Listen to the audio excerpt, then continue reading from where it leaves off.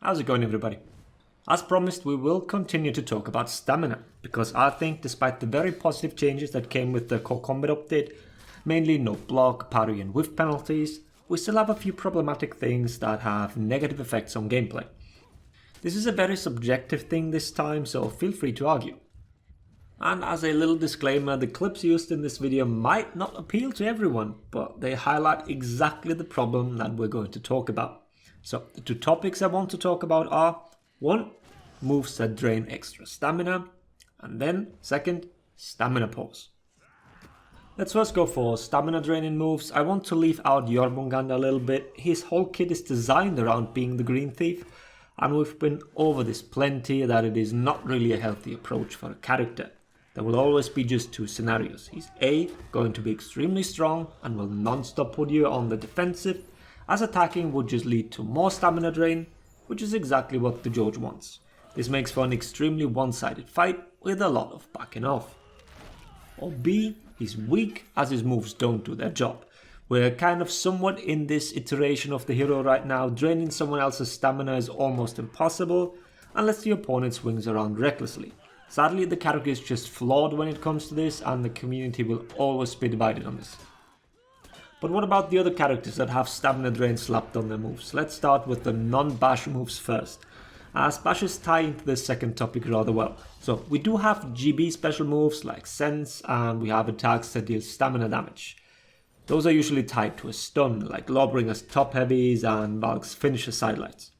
Valk's sidelights actually do land nowadays and can confirm heavies if they wall splat, so the stamina damage seems rather unneeded. Same goes for Lawbringer's top heavies. They will most likely only land when confirmed, meaning after impale or in ganks, where the stun itself is already a help. Why drain the opponent's stamina on top of it? But the current main offenders are parry riposts that deal 60 stamina damage, as well as some bashes with an absurd amount. Jungjun's choke and warlords, as well as Gladiator's shield punch, can put someone out of stamina after a zone parry. Zone option selecting either of these heroes will most likely result in you having no stamina, and JJ on top of it gets the knockdown and the punish as well. Especially for those three, it seems extremely counterintuitive to what the update was supposed to do. You shouldn't be overly punished for attacking, stamina wise I mean. It's pretty much equivalent to the 84 stamina on heavy parry punish that we had before the patch. Another defensive move that retained the stamina drain is BP's Bulwark Counter, an extremely powerful and unique tool that can deal with everything but GBs. If you get flipped, you still lose 40 stamina, which once again seems pretty overdone. It should have gotten the same treatment as parries. There is absolutely zero reason for it to drain any stamina at all. Last wave move is Shinobi's backflip kick. It also drains 47 stamina for no apparent reason really. Well, let's look at the more common ones, the normal bashes. You'd think they'd have standardized stamina drain values, but oh no, that wouldn't make too much sense. The dodge bashes for Warlord, Conk and BP for example. The cost is 15 for Black Prior and Warlord, the drain is 20. But for Conqueror, the bash costs 10 and also drains 10. Can't say Night Bias just yet, but the actual reason why I wanted to make this video is stamina pause. Some bashes pause your stamina regen, while others do not. No move still drains while you're out of stamina. That has changed quite a while ago, but what has been left in the game is the stamina pause. The pause has been lowered and standardized to 2 seconds, if your character has it. There is a massive discrepancy between factions here, namely pretty much only knights inflict stamina pause with their bashes. In general, they also have way more bashes than other factions.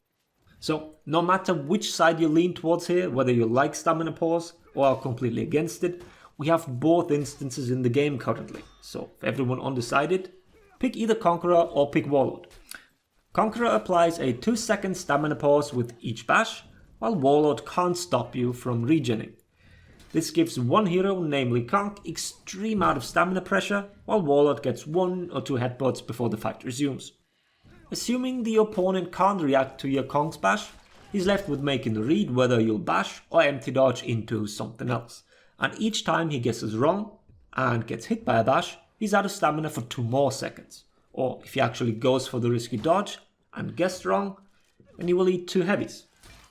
Against Warlord, well, you just sit there and take the 2 headbutts, because why risk the big out of stamina punish? So, which is it? Does Conqueror have too much pressure, or does Warlord deserve an equal amount of pressure for putting someone out of stamina? I think we need to look at this in a vacuum here, because as I've highlighted before, Warlord's parry riposte drains a lot, and so does his crushing charge. So Warlord doesn't really have a hard time putting you in that state.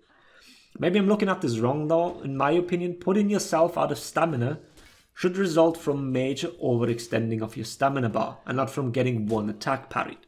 That was one of the well-received changes from the core combat update actually. So leaving this option in for a few heroes seems a bit hypocritical. So assuming no character should have that, should bash heroes have this amount of out of stamina pressure by allowing them to keep you in that state for an extended amount of time? At the very least, what I want to see here is consistency. I do understand that some people would like to keep the pressure on an out of stamina opponent, and stamina pause certainly provides that. Yet once again, out of stamina pressure is vastly different among the cast, and the pause is one of the main reasons for that. Ideally, at least in my book, out of stamina state should be mostly due to your own mistakes, not because of the other character's kit. If that is the foundation on which we can change out of stamina pressure, then I'd say every character deserves proper tools to apply it. But as it is today, you can simply ignore the fact that you're out of stamina against some, and against a select few, you might as well go to the kitchen and make a fucking sandwich, as you're not allowed to play the game anymore for quite a while. And I don't think I'm going out on a limb here when I say no one really enjoys being out of stamina all that much. I think we can all agree that something needs to be done here. 2 seconds of stamina pause are currently too long. I'd love for them to test this. Make 1 week testing rounds and change the value every 2 days or so, from 500 milliseconds to 1.5 seconds and everything in between. Opinions will differ greatly here depending on whatever character people play, so even the usual surveys will probably give vastly different results. All in all, I think these are some of the stamina problems that still persist in the game, and they definitely warrant a closer look at the very least. Stamina hopefully will feel a little better after the August 27th patch, with its reduction to light stamina cost. But let me know what you think. Hope the video was interesting. Thanks for watching. Latest everybody.